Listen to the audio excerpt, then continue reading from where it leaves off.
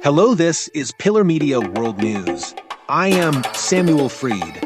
Headline: Israel strikes historic Lebanese city of Baalbek after ordering evacuation. North Korea says it conducted ICBM test days ahead of U.S. election. Spain flood death toll expected to rise as dozens missing. Israel strikes historic Lebanese city of Baalbek after ordering evacuation.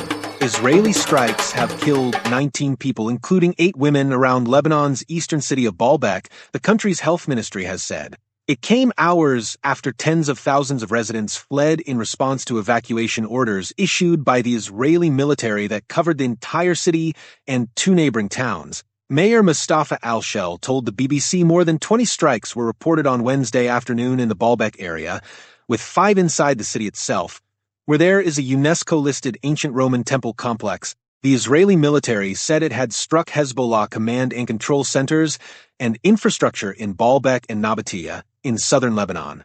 The military also said it had targeted Hezbollah fuel depots in the Bekaa Valley, where Baalbek is located. It gave no details, but Lebanon's state news agency said diesel tanks were hit in the town of Duris, where Mr. Shell said pictures showed a huge column of black smoke rising into the air. The attacks came as Hezbollah's new Secretary General said the group would continue its war plan against Israel under his leadership and that it would not cry out for a ceasefire.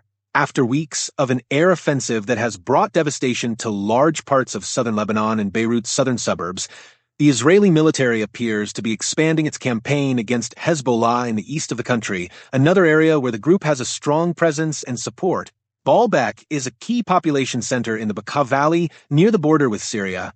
It is a largely rural area and one of Lebanon's poorest regions. The area is also strategically important for Hezbollah, as it is part of a route linking the group to its allies in Syria and Iraq, and ultimately to Iran. On Wednesday morning, the Israeli military issued evacuation orders for the whole of Baalbek and the neighboring towns of Ain Bordei and Duris, warning that it would act forcefully against Hezbollah interests. Rula Zeder, program manager for the Lebanese Women Democratic Gathering RDFL, said the orders sparked panic among residents, including displaced families from other parts of the country. Minutes after the order to leave came, the streets were filled with people grabbing their things, locking their homes, and closing their shops, she told the charity ActionAid. We're scrambling like scared mice, moving from place to place. Lebanon is becoming like Gaza, with Israeli forces using the same tactics. Mustafa Al-Shel estimated that about 50,000 people fled within 2 hours, but he added that many others decided to stay behind for various reasons. He said the initial wave of Israeli strikes on Wednesday afternoon hit villas and other residential buildings in Baalbek city center and its outskirts. It's not clear what the Israelis have targeted, he added, but I can tell you that there are no ammunition dumps or weapons caches in Baalbek. The state-run national news agency, NNA, reported that the Ras Al Ain Hills, Amshki, Al-Asira, Al-Khail Road areas were hit and the northern and southern entrances to Baalbek. The strikes also targeted Ain Bordei and Duris, including diesel tanks in its vicinity, it said. Following the strikes on Baalbek, the Israeli military said it had conducted intelligence-based strikes on fuel depots located inside military compounds belonging to Hezbollah's Logistical Reinforcement Unit 4400 in the Bekaa Valley. The unit was responsible for transferring weapons from Iran, it added. Israeli strikes earlier this week leveled several buildings around the Gurod barracks area of Baalbek, near the city's Roman ruins seen in the background. Mr. Shell said none of the strikes hit Baalbek's UNESCO World Heritage Site, which comprises the ruins of Roman temples which date back to the 1st century AD and are among the largest and best preserved in the world. UNESCO warned in a post on X on Wednesday that featured a photo of the Temple of Jupiter at Baalbek that World Heritage sites across the Middle East, particularly those in Lebanon, were under threat. UNESCO recalls to all parties their obligation to respect and protect the integrity of these sites. They are the heritage of all humanity and should never be targeted, it said. On Monday night, several buildings were leveled around the Gurod barracks area of Baalbek near the Roman ruins during Israeli strikes that killed more than 60 people across the Bekaa Valley. North Korea says it conducted ICBM test days ahead of U.S. election. North Korea said it conducted an intercontinental ballistic missile test on Thursday morning, a launch believed to have achieved the longest flight time yet for a North Korean missile. The test comes just days ahead of the United States presidential election on Tuesday and follows warnings from South Korea's intelligence agency that Pyongyang was planning to launch an ICBM testing its re-entry technology around the time of the election.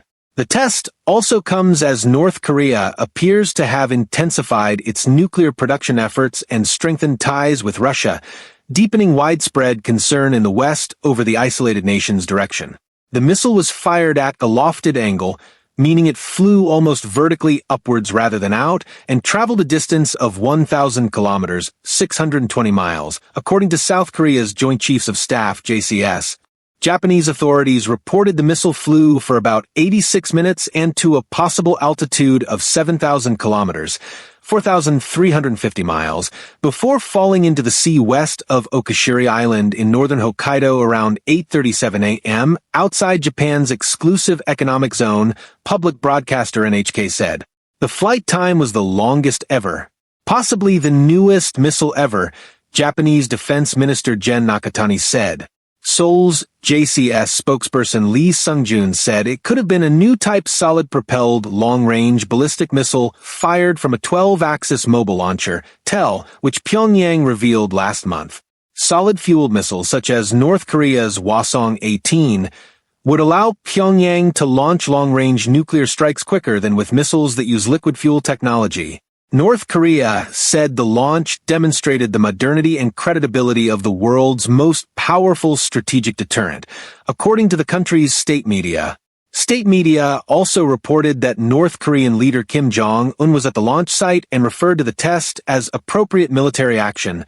If the missile is confirmed to be an ICBM, it would be North Korea's first such launch since its Hwasong-18 missile test in December 2023. It also launched the weapon in April and July last year. During the December test, Japanese authorities reported the missile flew at a highly lofted trajectory for about 73 minutes and to an altitude of 6,000 kilometers, 3,700 miles. Speaking at the launch site, Kim affirmed that his country will never change its line of bolstering up its nuclear forces, KCNA reported Thursday. In addition to an ICBM test, South Korea's military intelligence agency also warned North Korea could soon conduct its seventh nuclear test. On Wednesday, the agency said Pyongyang had finished preparations for such a test at its Punggye-ri test site, and that the test could happen around the time of the U.S. election, according to two lawmakers briefed during a regular parliamentary meeting. Since conducting its first nuclear test more than a decade ago, North Korea has advanced its weapons capabilities with the ambition of miniaturizing a warhead so that it can fit on a long-range missile. The launch comes after U.S. and South Korean officials said thousands of North Korean troops are training in Russia with the expectation that they are being readied for a potential move to the front lines of Moscow's war against Ukraine. Scores killed in Spanish flash flooding after torrential rain. There are widespread accusations in Spain that in many cases, disaster relief authorities were too slow to act with warnings, meaning people could not get off roads or seek higher ground. The Civil Protection Agency, deployed during national disasters, did not issue an alert until 2015 on Tuesday evening local time, but by then, Chiva and several other towns had already been flooded for at least 2 hours. Valencia's regional government has also been forced to defend its decision to scrap the Valencia Emergency Unit, which had been set up by the previous government to tackle natural disasters such as flooding and wildfires. Spain deployed more than 1,000 troops to help with rescue efforts on Wednesday, but many crews remain cut off from towns by flooded roads and down communication and power lines. The European Union's chief, Ursula von der Leyen, said it had activated its Copernicus satellite system to help coordinate Spanish rescue teams. Other European neighbors have also offered to send reinforcements. Spain's Defense Minister Margarita Robles had said earlier on Wednesday the flooding across the region was an unprecedented phenomenon. The downpour eased in the country's central east on Wednesday, but weather officials warned the rains were moving northeast to the Catalonia region. Weather warnings have also been issued across several other parts of the country, urging people to brace for floods and take shelter. Many factors contribute to flooding, but a warming atmosphere caused by climate change makes extreme rainfall more likely. Weather researchers have identified the likely main cause of the intense rainfall as a gata fria, a natural weather event that hits Spain in autumn and winter when cold air descends on warmer waters over the Mediterranean. However, the increase in global temperatures had led to the clouds carrying more rain, scientists told the BBC. With every fraction of a degree of fossil fuel warming, the atmosphere can hold more moisture, leading to heavier bursts of rainfall, said Dr. Friedrich Otto from Imperial College London, who leads an international group of scientists who try to understand the role that warming plays in these type of events. The world has already warmed by about 1.1 C since the industrial era began, and temperatures will keep rising unless governments around the world make steep cuts to emissions. This is the world news today we have.